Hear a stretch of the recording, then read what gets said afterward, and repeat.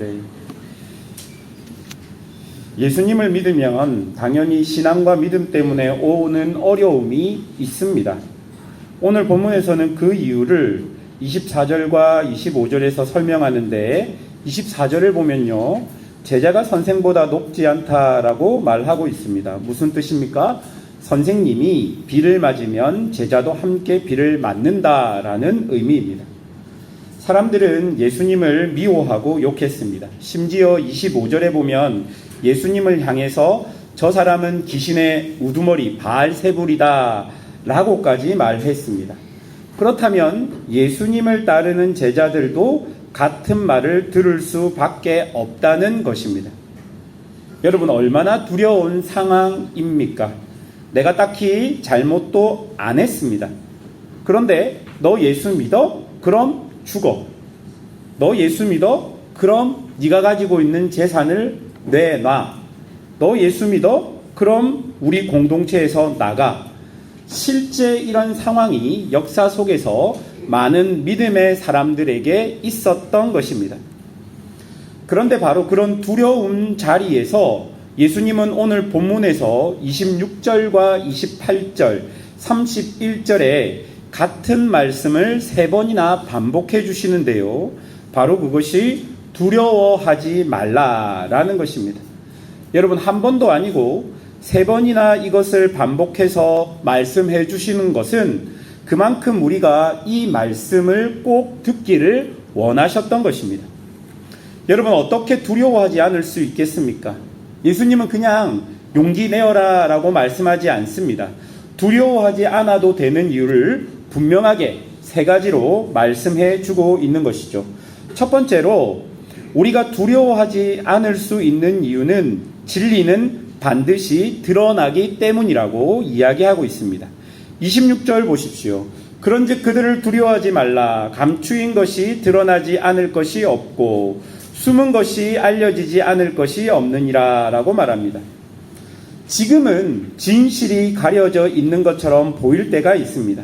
신앙 때문에, 믿음 때문에 오해받고 억울한 말을 듣고 우리의 믿음이 비웃음을 당하기도 합니다. 그런데 여러분, 그냥 이렇게 끝나는 것일까요? 아니라는 것입니다.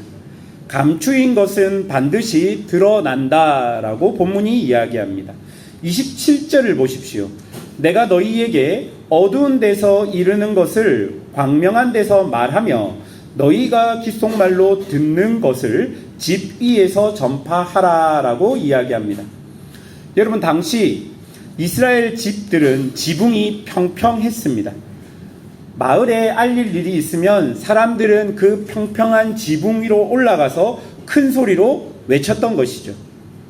그러니 27절은 어떤 말이냐면, 지금 우리가 작은 방에서 조용히 나누는 이 복음이 언젠가는 온 세상이 듣도록 지붕 위에서 외쳐질 진리라는 것을 우리에게 말해주는 것이죠. 여러분, 물에 공을 누르면 공이 잠깐 가라앉습니다. 그러나 그 손을 떼는 순간 다시 공은 튀어오르게 되어 있습니다. 아무리 눌러도 진리는 결국 떠오른다는 것입니다. 거짓이 잠깐 큰 소리 칠 수 있어도 영원히 거짓은 진리를 이기지 못하는 것입니다. 하나님께서는 마지막 날에 이 모든 것을 바로 잡으십니다. 지금 우리가 억울해도 끝까지 가면 하나님이 우리를 신원해 주신다, 성경은 말하고 있는 것이죠. 그러니 잠깐 가려진 것 때문에 두려워하지 말라는 것입니다. 잠깐 가려진 것 때문에 겁내지 말라는 것입니다. 우리가 진리를 붙들고 있다면, 그 진리가 가장 소중한 것이라면 그 어떤 핍박이 와도 그 진리를 우리가 붙잡아야 하고, 반대로 그 진리가 우리를 붙잡고 있는 것을 우리가 경험하게 된다라고 본문이 이야기하고 있는 것이죠. 그런데 여러분, 요즘 신앙인의 문제가 무엇이겠습니까? 진리에 대한 확신이 희미해져 있다라는 것입니다. 진리에 대한 확신이 분명하면 고난이 오면 그 고난 속에서 진리를 붙들고 진리 속에서 그 고난을 이겨내며 살아갈 수 있는데, 진리에 대한 확신이 희미해져 있으니 고난이 오면 고난을 피하기 위해 진리를 잠시 버려버리는 것이죠. 언제부터인가 복음과 신앙이 너무 쉽게 버려지거나 삶의 선택과 결정에서 중요한 부분을 차지하지 못하게 되어버린 것 같습니다. 신앙의 기본들이 기본이 아닌 나의 마음을 따라 선택해도 되는 그런 것으로 변해버린 것이죠. 여러분, 그렇게 변해버린 순간부터 복음과 신앙은 내 삶의 성공과 세상의 안녕을 위해 잠시 포기하고 내려놓을 수 있는 것이 되어버린 것입니다. 여러분, 신앙은요, 선택하는 것이 아닙니다. 여러분, 이것은 생명입니다. 여러분, 생명을 선택하는 것입니까? 무조건 생명은 우리가 결정하는 것이죠.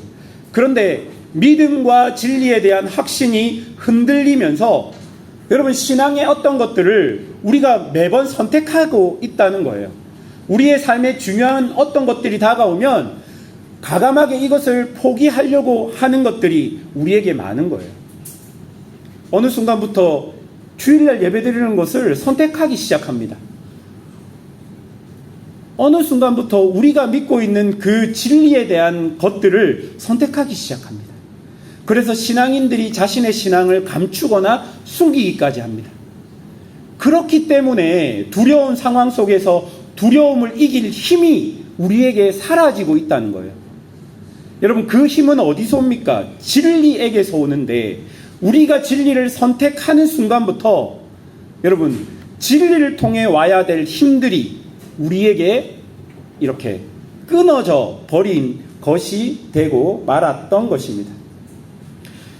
두 번째로 오늘 본문은 우리가 두려워하지 않아도 되는 이유를 사람은 우리 영혼을 빼앗지 못하기 때문이라고 말합니다. 여러분, 28절을 보십시오. 몸은 죽여도 영혼을 능히 죽이지 못하는 자들을 두려워하지 말고 오직 몸과 영혼을 능히 지옥에 멸하시는 이를 두려워하라. 여러분, 사람이 우리에게 줄 수 있는 핍박과 고난은 한계가 있습니다.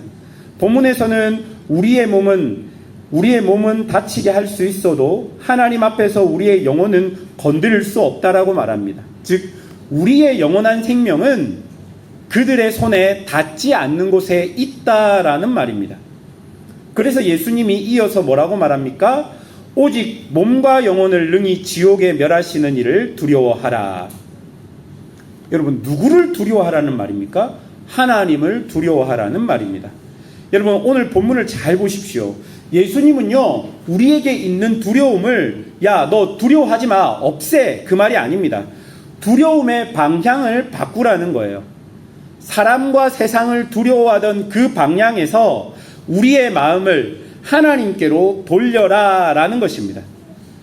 정말 크신 하나님을 두려워하면 더 이상 작은 사람이 더 이상 우리를 무너지게 하는 두려움을 줄 수 없는 것입니다. 하늘과 땅을 지으시고 우리의 영혼을 손에 쥐고 계신 하나님을 경외하면 우리를 위협하는 사람은 상대적으로 작게 보일 수밖에 없는 것이죠. 성경에 나오는 다니엘의 세 친구를 여러분 기억해 보십시오. 왕이 절하지 않으면 풀무불에 던지겠다고 위협했을 때 그들은 떨지 않았습니다. 왜 그렇습니까? 왕보다 크신 하나님을 두려워했기 때문입니다. 사람을 두려워하면 하나님을 잃습니다. 그러나 하나님을 두려워하면 사람 앞에서 도리어 당당해질 수 있는 것입니다. 여러분, 두려움과 공포도 학습되는 것임을 혹시 알고 계십니까?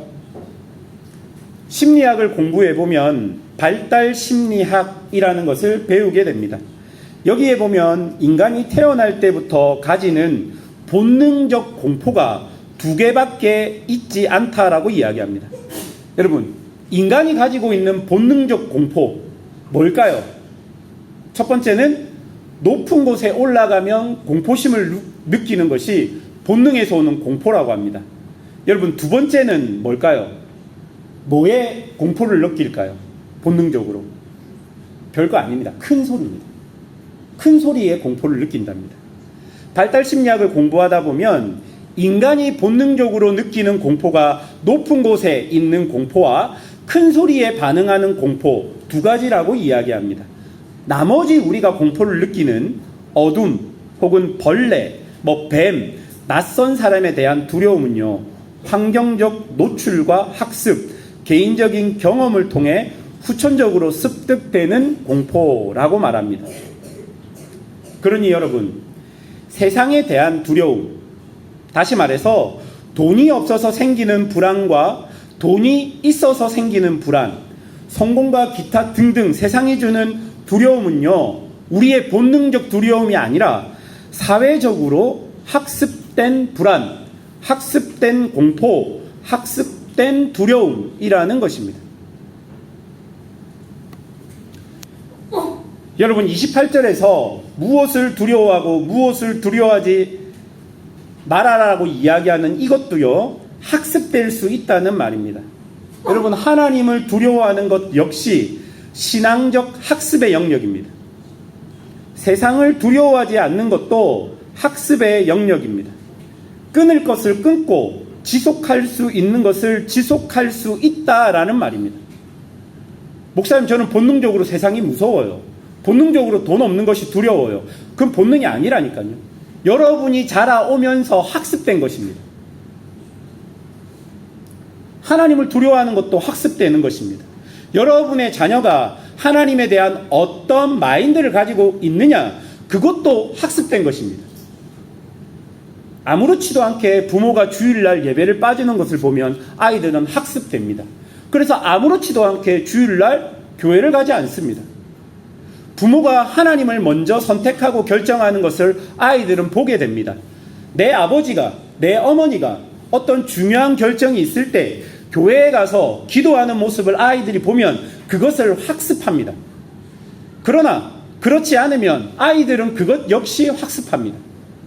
아무렇지도 않게 내가 교회 직분자이면서 아이들에게 혹은 내 주변의 사람들에게 신앙이 내 인생의 중요한 결정을 하는데 아무 영향력을 주지 않는 것을 내 행동으로 보여주면 그것은 당연히 우리 자녀에게 학습되는 것이죠. 여러분, 오늘은 6월 마지막 주일입니다. 2026년도 반년이 지났습니다. 반년 동안 여러분의 삶을 한번 돌아보십시오. 여러분이 두려워한 것은 무엇입니까? 지금도 여러분을 불안에 떨게 만드는 것이 무엇입니까? 우리가 연약해서 삶의 여러 상황과 조건에 불안하고 두려워할 수밖에 없는 존재입니다. 그것은 당연한 인간의 상황입니다. 그런데 여러분, 그냥 거기서 안주하고 멈추어 있으면 안 됩니다. 그리고 그냥 거기에 빠져 있으면 안 됩니다.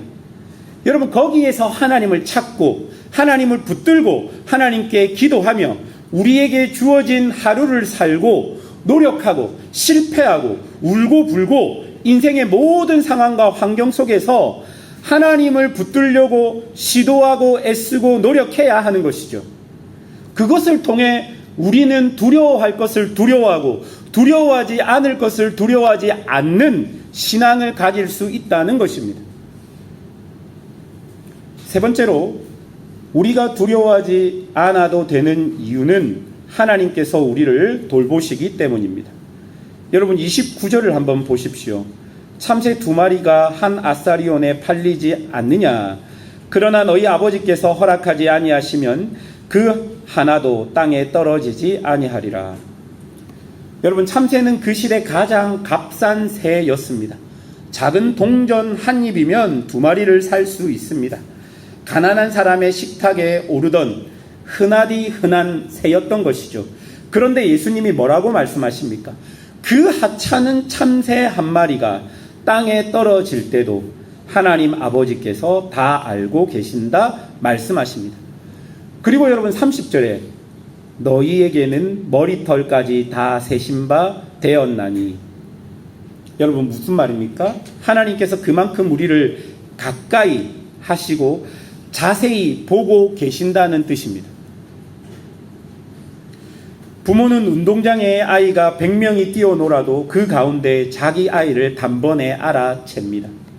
여러분, 어떤 예민한 부모는요, 아이들이 뛰어노는 발자국 소리만 봐도 우리 아이가 어디에 있는 줄 안다고 합니다.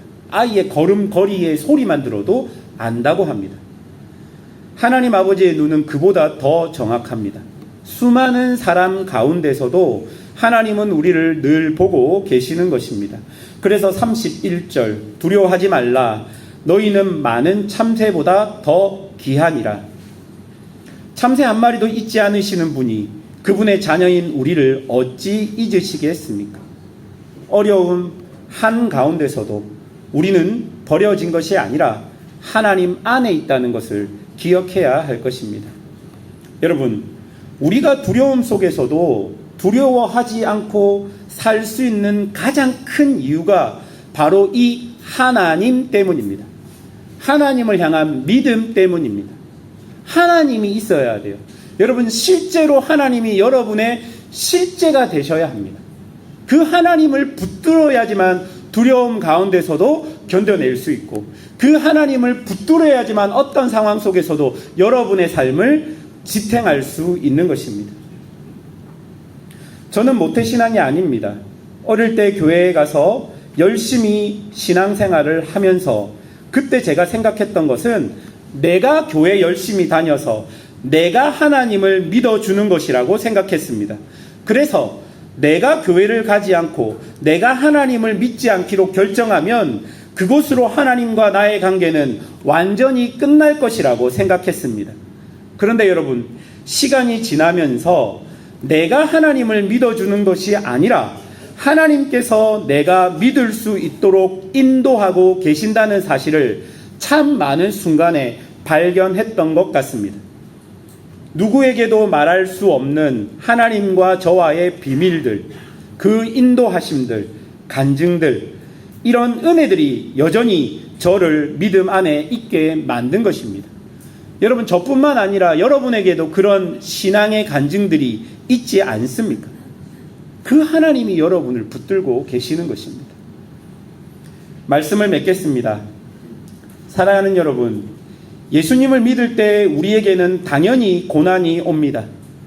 여기 앉아 계신 분들 중에 예수님을 잘 믿으면 고난이 오지 않을 거야 라고 생각하시는 분들 계십니까? 틀렸습니다. 성경에서 그렇게 이야기하지 않습니다. 예수님을 믿으면 믿을수록 고난이 여러분에게 다가올 것입니다. 영적인 시험이 여러분에게 다가올 것입니다. 시험이 오고 고난이 온다고 여러분의 신앙이 지금 나쁜 길로 가고 있거나 잘못된 길로 가고 있는 것은 아닙니다. 당연히 우리에게는 예수를 잘 믿어도 고난은 다가옵니다. 그러나 그 고난 속에서 우리가 예수님을 포기하지 않고 믿는다면 오늘 본문 32절, 33절처럼 예수님도 하늘 아버지 앞에서 이 사람이 내 사람입니다 라고 시인하고 인정하겠다 본문이 마무리하고 있는 것이죠. 그런 좋으신 예수님을 우리가 믿고 있습니다. 그런 좋으신 예수님이, 그런 좋으신 하나님이 지금도 우리와 함께하고 계시는 것이죠. 그래서 여러분, 우리가 살아온 6개월의 삶을 한번 돌아보십시오. 여러 가지 눈물 날 일들이 많고 여러 가지 갈등들이 많고 고생들이 많고 고통들이 많았던 6개월의 삶이라 할지라도 그 안에 하나님이 계신 것을 발견하셔야 합니다. 또한 우리가 앞으로 살아갈 6개월의 삶을 기대하십시오. 목사님, 아무런 소망이 없습니다. 아니에요, 여러분. 아무리 깜깜한 그 삶의 터널 가운데 있더라도 그곳 가운데 하나님이 계시면 그 하나님이 우리의 복이 되시고 그 하나님이 우리의 소망이 되시는 것입니다. 하나님 안에서 올바른 두려움을 가지십시오. 세상이 주는 두려움이 아닌 하나님이 우리에게 주는 그 두려움, 경외감, 그것을 가지십시오. 그러면 6개월의 삶 가운데서도 하나님이 우리와 함께 하심을 기억하며 살아가는 그런 은혜로운 삶을 살 수 있는 성도들이 되실 것입니다. 그런 성도들이 되시기를 주님의 이름으로 축원합니다. 함께 기도하겠습니다.